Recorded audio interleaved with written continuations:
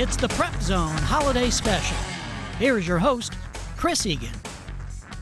Good evening and welcome to our 7th annual Prep Zone Holiday Special. We've picked out 7 of our favorite stories that we did in 2023, looking at some special student athletes and coaches. We begin with one of those coaches. In 1958, the Seattle University men's basketball team made headlines when they advanced to the national championship game.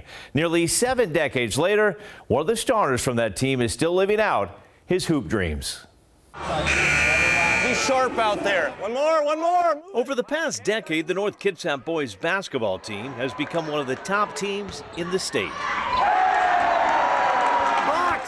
Box! Head coach Scott Orness has won over 300 games, 8 straight league titles. He also coached North Kitsap to their first state title in 2020. Scott's son, Cade, was an 8th grader that season. Hit it, corner. And is now one of the top players in the state. One thing I always try to do when I get on the court is make everyone around me better. Kick!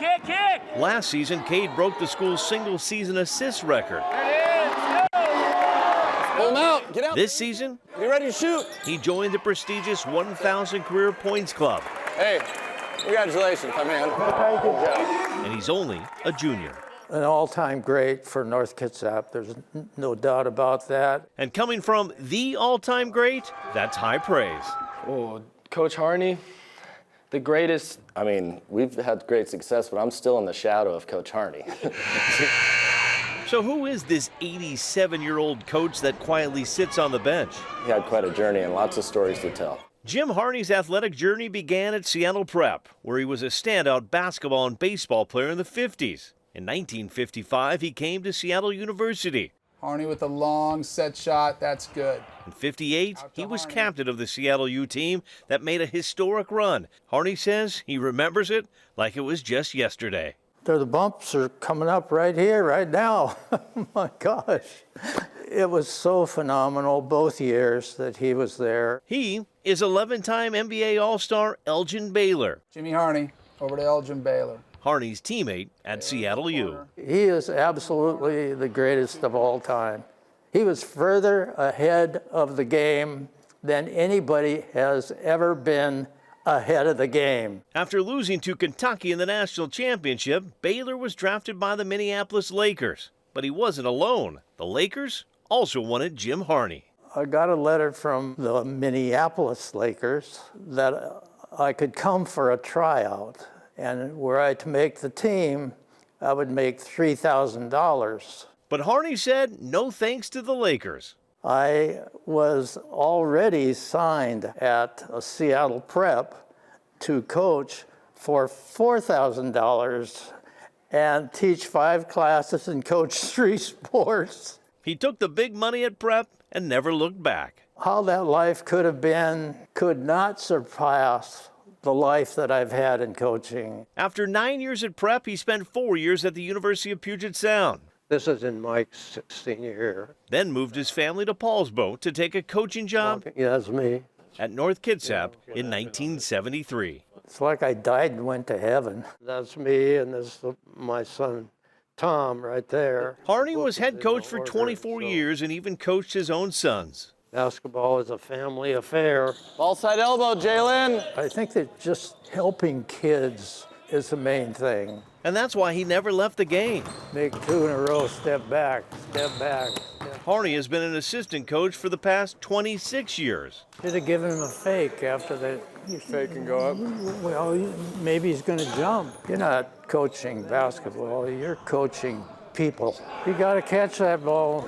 65 years after he first started, he's still making an impact. Good take, Jackson. If you ever need help with your shot, that's someone that I always know I'll go to. He has a phrase that he talks about, and he brings it up a lot, and I love it. It's lose yourself in the win. You see our team coming together and just, losing their egos, checking their egos at the door, all that, and guys getting excited about just winning. Team, 1, 2, 3, team. And losing themselves in that. Harney says growing up during the Great Depression made him tough and taught him to appreciate the little things. He's won more games and titles than he can count, but more importantly, Jim Harney has found joy in the gym. It was a fabulous, fabulous ride. Jim didn't win a national title in 1958, but he did win one in 2006. He was part of a team that won a 70 and over division at the Senior Men's National Basketball Tournament in Florida. In 6 months, the U.S. Olympic swim team will be announced, and there are currently 2 swimmers from our area who have qualified for the Olympic trials. Let's head out to Bellevue to meet one of those Olympic hopefuls. You go 50 swim, 12 plank rotation, get down. Swim coach Abby Liu knows what it takes to be great in the pool. You guys take a look, your workouts. In China, she won 2 national titles and was a silver medalist in the 1994 Asia Games. Now Abby spends her time coaching. In 2021, she took over as the head coach of the Bellevue Club swim team and immediately built a bond with one of the star swimmers. She trusted me from day one. When I walked on the pool deck, when I introduced myself, and when we started doing our first workout in the pool, she just threw her whole self into it. I'm super thankful. I just threw my trust on her right away, and I was like, hey, this is where I want to get, and I know you can help me get there. 17-year-old Piper Engie is one of the top high school swimmers in the country. She's a competitor. She hates to lose. Piper's mom was a college swimmer, and while Piper tried playing all sports, she felt at peace in the pool. Might be a little cliche, but a happy swimmer is a fast swimmer. Piper is the top breaststroker in the class of 24. At Mercer Island High, she's already won 4 individual state titles, 2 relay championships, and she helped the Islanders make history when they won a team title. By the time we finished the state meet, we had the highest point total in Washington history. Piper not only made state history in 2022, she also posted the 5th fastest time ever for a 15-year-old in the 100-meter breaststroke. She's never satisfied with where she is. She's always looking for, what can I do better next? At the Junior Pan Pacific Championships, Piper represented the U.S. and placed first in the 100-meter breaststroke, first in the 4x100 medley relay, and third in the 200-meter breaststroke. Like this is why I show up every day. This is why I'm making these sacrifices. This is why I'm getting up at 4:20 twice a week. It's worth it to get here, to try to get here. Next year, Piper will compete at the U.S. Olympic trials in the 100 and 200-meter breaststroke. She says she's been dreaming about swimming at the Olympics for a long time. The thing about swimming is like talent can only get you so far. Once you get to Olympic trials, once you get to like nationals, meet like Junior Pan Pacs, that's when you know everyone there has put in the work. And it just ends up being who wants it more. Go, go, go, go. Surround yourself with like the best possible team you can, and you're gonna get far, as long as you love what you're doing. At the November state finals, Piper won the 200 individual medley and the 100 breaststroke in the fastest time ever in Washington state history. Also of note, Ballard's Claudia Jovanovic won the 50 freestyle. Next year, she's off to UCLA. Her dad, Jay, by the way, works here at King 5. Over the past decade, the Sunburst Spartans have consistently been a state contender in a number of sports. From April, here's an all-league Spartan who showcased rhythm and harmony. At Sumner High, the football team takes pride in big crowds, big hits, and big plays. Jay Mentink led the Spartans with 8 interceptions as a junior and became one of the top safeties in the state. I've always been fast and just a good athlete all around, so playing safety, it kind of came natural to me. Jay's first love, though, was baseball. For me now, like having a new perspective about baseball, it really applies to life, like failure, lots of failure. You got to overcome obstacles all the time through every game, and it's a mental game. So that's something I've really learned, that baseball really applies to life a lot, and you can learn a lot of life lessons within it. For me, center fielder always felt kind of natural because playing safety too. So you just kind of play center field on the football field. So turn and go get the ball. He's a first-team all-league outfielder in safety with a 3.99 GPA. Jay was getting looks from Pac-12 schools, but when the Ivy League came calling, Jay answered, deciding to play both sports for Princeton. Like, I'm really invested in the school side of things, so I figured why not go to the #1 school in the country and play both of my favorite sports. Like, it was kind of an easy decision for me. When he's not hitting for the fences, Jay enjoys hitting the high notes. And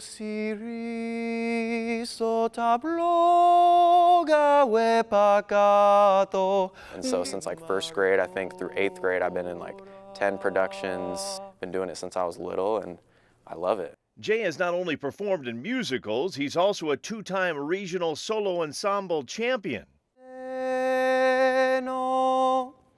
I'm glad that I won, but it's more about, I just love music and singing. And This year, Jay will sing an Italian song at the state championships. it's called Come Raggio di Sole. And when he's not singing in Italian, he brings it back home.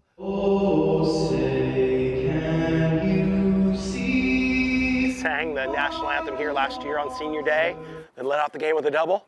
And then we went to T-Mobile this year and played at T-Mobile, and he sang the national anthem at T-Mobile, led the game off with a double.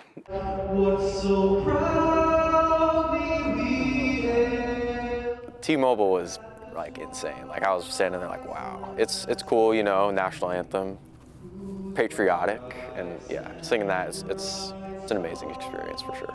Well, for me, like first you got to find what you love, find what you're passionate about, and then you got to just commit yourself to it every day, staying disciplined. Kobe Bryant's reach was far when it came to supporting girls basketball players along with the WNBA. Garfield High star Katie Fiso is practicing what she learned from Kobe as her stock rises in the basketball world. Jake Garcia has her story. All right, here we go. Inside the hallowed halls of Garfield High, inside a gym that's housed some of Seattle's best, So try to get to the basket. Katie Fiso is cooking for the entire team. She has the Seattle sauce. She has the Seattle sauce. Cooking for an entire city. Sometimes you know if that person's from Seattle just the way they dribble. Push, push, push, push, push, push, push. Katie is a junior at Garfield, a top 40 player in the country for the class of 2024. Sham God, let's see what you got, what you got. And while the Seattle sauce is evident, on this day, the Southern California swagger is even stronger. Just that drive to win, it comes from them for sure. A moxie that comes from the Mamba and Mambacita. October 2019, we went down to the Mamba Cup in California, and I remember like the first game we played Kobe's team, and you know a lot of emotions coming into the game, playing against Kobe Bryant, like the GOAT, the Mamba, everything. I remember like all my shots were falling, all my floaters were falling, and I was like, dang, I'm really cooking in front of Kobe Bryant. It was like a love-hate relationship. You know, we like loved each other, but when we got out there, we wanted to like win. Mo Hines has known Katie since she was in the 3rd grade, her AAU coach for those 8th grade clashes against Kobe and his daughter Gigi. I think he saw special, you know, and kind of recognized game, one of those things. A rivalry that turned into respect. It seemed like he wanted to like take Katie under his wing, and he did. Every time she was in the gym, he went out of his way to like talk to her or mentor her. And I remember one time he said my last name wrong, Fiso, and I had to correct him. I was like, I'm sorry, but I know you're Kobe, but it's Fiso. Kobe wouldn't make that mistake again. Katie kinda owned it. We beat them every single time except that last game. It was the last game that Kobe would ever coach. The whole Mamba facility just stopped. January 26, 2020. Kobe and Gigi on their way to the court, looking for another win after a big one the day before against Katie. We were in the game, and I just remember like whistles were blowing, everybody was crying, screaming, and then I was like, I had the ball, and I was like, yo, what's happening? And I just remember someone just like screaming like Kobe Bryant just died. Katie said the grief was overwhelming. It was so surreal. Like I remember ever just tears falling down my face. Like it was definitely a hard time for me for sure. But 3 years later, it's Kobe's legacy that's overwhelming. Katie says his memory is motivation. I just want to, you know, make him proud. His imprint all over her game. Good. If you watch her game when she's shooting those pull-ups, her feet are boom, just like his. Katie cooking, all thanks to Kobe. I know he'll tell me, keep working, like job's not finished. Fiso averaged 22 points per game last year and leading Garfield to its 3rd straight state title. She is committed to play her college ball at Oregon. The Garfield boys basketball team has won over a dozen state championships. I sat down with the Bulldogs' all-time greatest player, Brandon Roy, who's now carrying on the winning tradition as the coach. My parents graduated from here. So, you know, as a young kid, you know, my dad would bring me back to games where it was Garfield versus Franklin. And that was my true first love of like basketball. You know, it wasn't the Bulls and Michael Jordan. It was just local hoops. That's where I fell in love with basketball.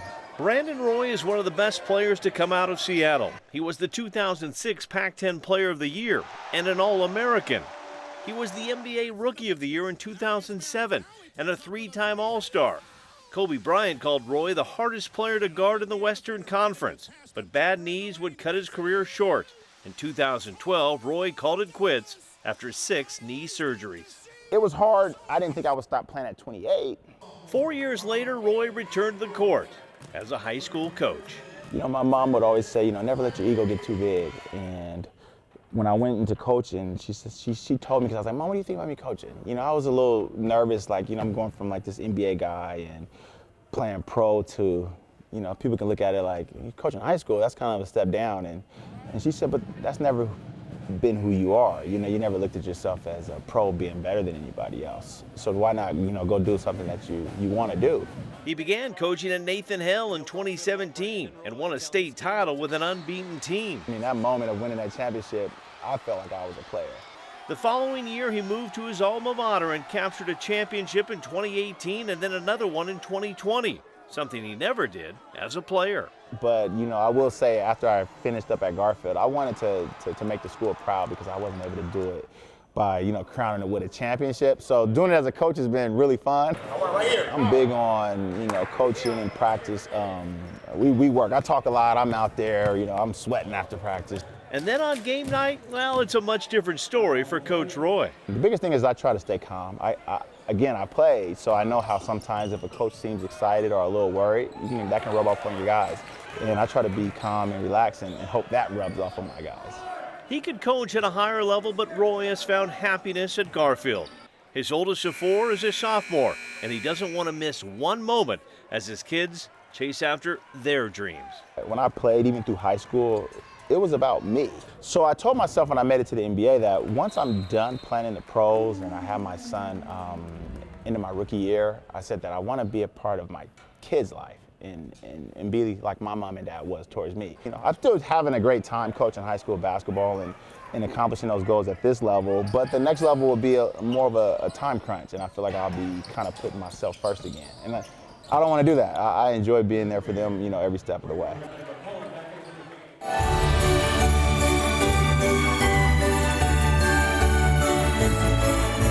The Easter Bowl is one of the most prestigious junior tennis tournaments in the country. John McEnroe won it twice, along with Andy Roddick. A 16-year-old from Bellevue is also now a 2-time champion. Valerie Glosman was already showing promise at the age of 4. The Bellevue native enjoyed gymnastics, but tennis is the sport she would fall in love with.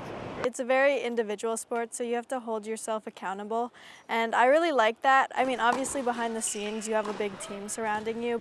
At the core of her team is Mom and Dad. Dad's been coaching Valerie for over a decade, but her big sister Vivian has been her inspiration. Yeah, I definitely looked up to her. I mean, she played at a very high level, and then she got to go to a very nice college, so ever since she went through that path, I've always wanted to play college tennis. Valerie is a 5-star recruit that's currently ranked number 2 in the country. Valerie's got it all. She has every tool that you want as a tennis player. And her competitive desire is like no other, and it shows. Jesse Walter, the Seattle University Hall of Famer, is one of Valerie's coaches at the Mercer Island Country Club.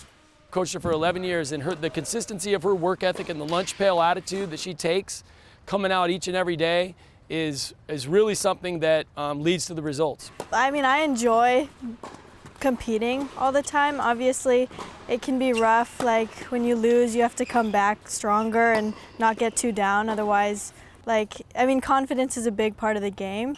And Valerie's confidence is pretty high right now. In April, she became the first Washington junior to win back-to-back Easter Bowl national titles. I mean, to win this is a gold ball. It's a Category 1 national. It would be considered a major, in the junior world, and all the top kids in the U.S. play. And to win this back-to-back years, not only to win one, but to win 2 in back-to-back years is a phenomenal accomplishment. Along with the Easter Bowl, Valerie has also won a round at the U.S. Open qualifying tournament and helped Team USA win the 2022 Billie Jean Cup by beating the Czech Republic. It's super exciting. I mean, it's a really good feeling just to know the hard work pays off. She has a chance to go down as the most accomplished player in Washington State history. Yeah, I mean, I didn't even consider playing professional tennis originally. I've always kind of wanted to go just the college route, but after getting the chance to play at the US Open especially, I realized how much I really love the sport and how much I would love to continue playing. So definitely it set my bar higher, and I'm really hoping I can play a couple of years on the tour eventually. Valerie will play her college tennis at Stanford. The Cardinal women have won 21 national championships. And finally tonight, the Emerald Ridge track star with Olympic dreams. Emerald Ridge sophomore Jayciana Gerald Holt is only 16, and she's already won 6 state titles.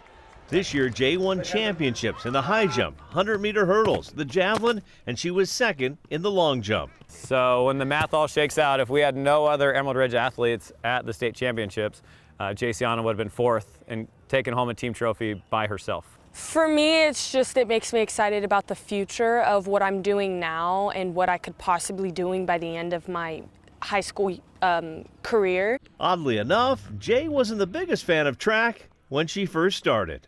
I hated it the first year. I absolutely dreaded going to literally every other practice I would cry, or I'd say I have a headache, my stomach hurts, all this, I'm too tired. I was that kid. And then I started kind of getting good. And I was like, okay, this is a little fun. The good times would continue, especially after she started competing in the hurdles and high jump. I remember 6th grade, we were at a meet and a coach came up to me and told me, oh, you're gonna get this girl, she's pretty special. And I'm like, okay, coaches say that and people say that. And then I watched her as a 6th grader jump 5'7" in the high jump, which would have won all classifications this past weekend. The motor system that she has is different than any kid I've ever coached. Hall of Fame track and field coach Mike Strong saw something special in Jay. When we first started, she thought, I'm going to be a high jumper, I'm going to be a hurdler. I said, no, you're going to be a heptathlete. The heptathlon consists of the 100-meter hurdles, high jump, shot put, 200-meter, long jump, javelin, and the 800 meters. It's like, with your children, you love all your children equally the same. That's how I feel about all my events. I love all my events equally. As a freshman at the 2022 World U20 Championships, Jay placed second in the heptathlon. She scored 5,401 points, which is the best 9th grade and under 16 score in American track history. Every time I step on the track, it's like I'm falling in love all over again. Well, I would think that as long as she can continue to progress, that she's going to be in the chance to be one of the best in the world. It motivates me to be like, okay, not only am I good at this, I have a passion for this to be better, so we're going to keep going. The U.S. hasn't won Olympic gold in the heptathlon since Jackie Joyner-Kersee did it in 1992. Jay is on a mission to be the next one. Oh my God, you would have no idea how often that is on my mind. It is the first thing I think of when I wake up in the morning and the last thing I think of before I go to sleep. So it would be beyond a dream come true.